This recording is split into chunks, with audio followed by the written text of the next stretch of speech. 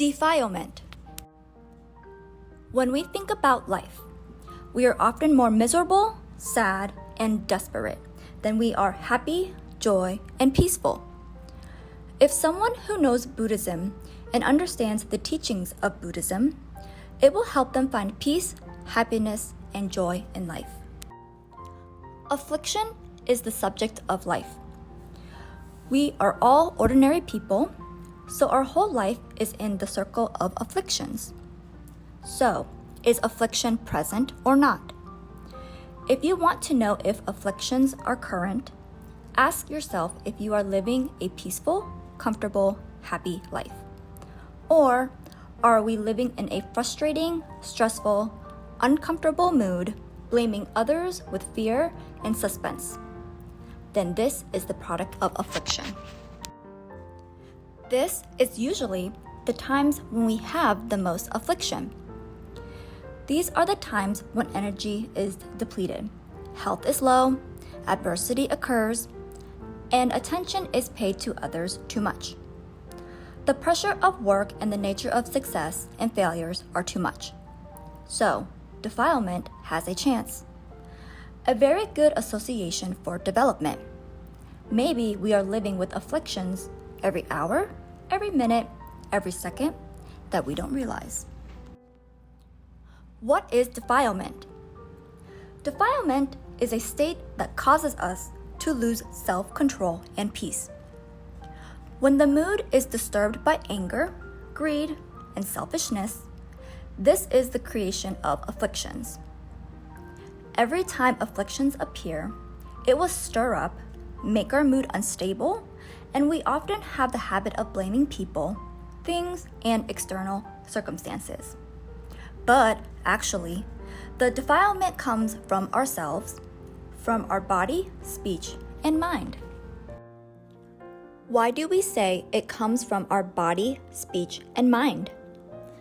Body, speech, and mind, although are three different fields, they have a close relationship with each other. If the body acts, but the mind does not act, then that action has no result. Words without meaning are meaningless. Body and speech are the conditions for the mind to create kulusa or akalusa. The Buddha said, "Our mind leads to all dharmas." Our mind is the main creator. Thus, everything is guided by the mind. It impacts the body and speaks to lead to actions. But our mind is actually led by greed, hatred, and delusions, making ignorance more than insight. Therefore, creating karma leads to sufferings and afflictions. There are two attitudes of defilement in all our actions. They are dislikes and likes. When you don't like it, you will oppose, criticize, eliminate, destroy, generate anger, and easily recognize it as defilement. And when you like it, you will corroborate, praise, keep, possess, develop, greed, and find it difficult to recognize it as defilement. Why? A mind that is greedy will want and desire, but cannot get it, will generate affliction.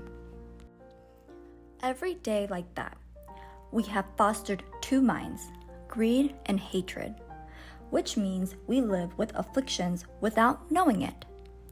When afflictions appear, it controls all of our energy and consciousness, causing us to lose all self-control and understanding, no longer becoming leisurely, unable to be present in the moment, and unable to invite the awakening energy of understanding and love. How do we control when defilement rises? Use the energy of awakening through meditation to recognize defilement. Absolutely do not be identified by it. This saying of Zen master Thích Niệm is really beautiful.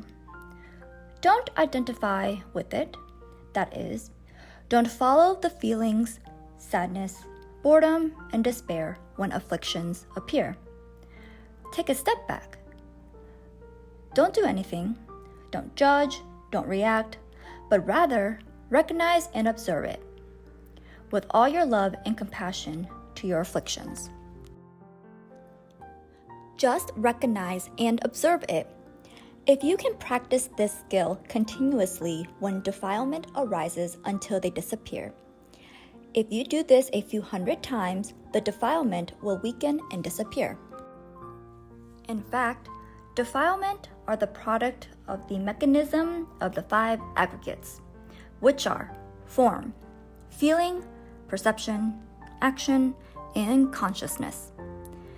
In humans, we are skewed, and when you put in the quality of awakefulness by regularly observing it, arousing and developing it back to a special human energy, the process of awakening through this energy is used to shine on the energy of afflictions. Then, through the mechanisms of the 5 aggregates, begin to change and function properly again, to which the afflictions will not be born again. Gautama Buddha said, "Human nature is inherently pure, is peaceful, is free from sorrow and affliction. That is what it is. But we do not know how to keep that instinct. Afflictions is only a part of us, but it has dispersed a great whole of a human being. Our responsibility is to take it out, like lifting the clouds aside, letting the moon shine." Finally, do not underestimate defilement. So then, all of our actions are related to defilement, and we will have to live with it. We must identify and name it correctly, handle it clearly. It is the responsibility of every human. Even if we do not have complete control over it, it is still a trying effort. A success waiting for the time to win. In addition, Gautama Buddha said, "Having a tarnished mind, speaking or acting, suffering follows, like a cart pulled by an animal."